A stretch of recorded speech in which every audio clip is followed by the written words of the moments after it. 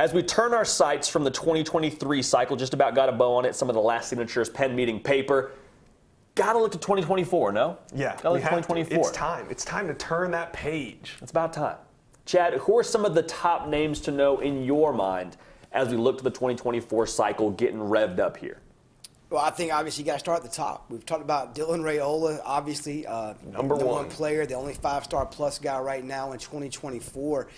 We've talked about him a lot already. So just quickly on him, I think the 3 to watch heading into the next round of visits are Georgia, Nebraska, and USC. Fresh off the visit to USC last weekend, huge visit there for him and Lincoln Riley. He's a Nebraska legacy.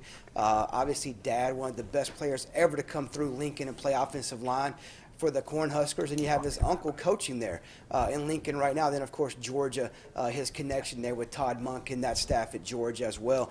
I think, speaking of Georgia, just the state of Georgia alone, K.J. Bolden, Mike Matthews, Sammy Brown are just 3 of the best players in the Peach State, all early 5-stars in the 2024 class. I think just quickly on K.J. Bolden, I think 3 schools to watch early.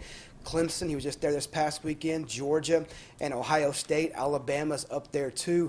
With Mike Matthews, a list a little bit longer, a little bit more national, with Notre Dame, USC, of course, Alabama, Clemson, Georgia, Tennessee, just to name a few for Mike Matthews. And with Sammy Brown, he was at Clemson this past weekend as well. He lives like less than an hour from the University of Georgia.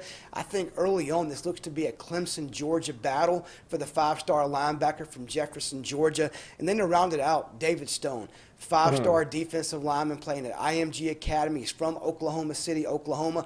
This time a year ago, if you asked me where David's going, I would have said Oklahoma, Oklahoma, Oklahoma. Right now, you ask me a year later, I'm going to say Michigan State, Michigan State, Michigan State. He took back-to-back visits to East Lansing here the last 2 weekends in January. How often does that happen? A kid in Florida, IMG, taking 2 unofficials back-to-back weeks.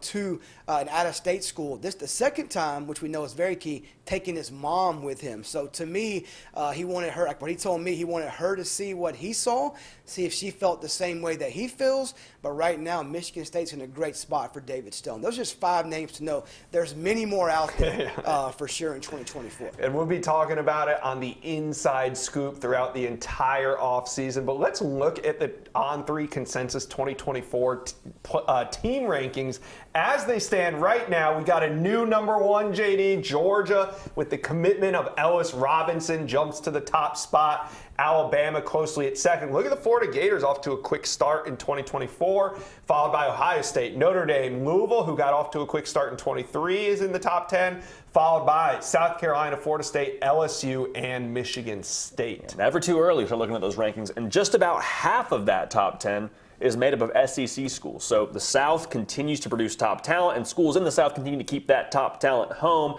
Now, Josh, I want to get you out of here with this.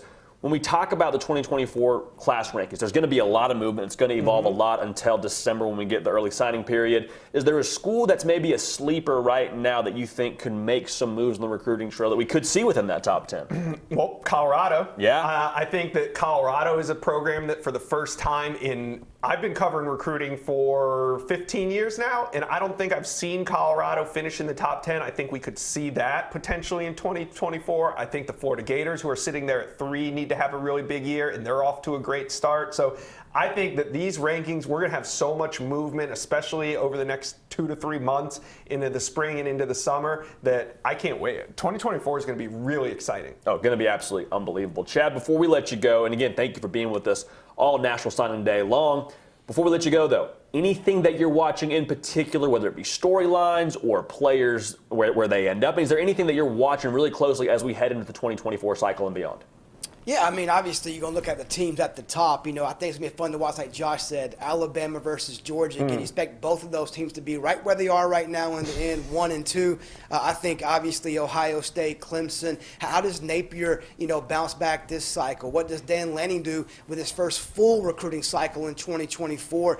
But obviously, it's going to be fun, like Josh said. I mean, Justin Scott's flirted with, a commitment. Notre Dame was trending there. There's going to be some early decisions probably in March and April. And then by the time we hit June 1st, It's going to be crazy. June, July, official visits, tons of commitments around that July 4th weekend. Typically, a lot of big names will come off the board, I think, before their senior year once again this year. Thank you for watching. Make sure you smash that subscribe button for me. And remember to check out all the videos on the On3 YouTube page.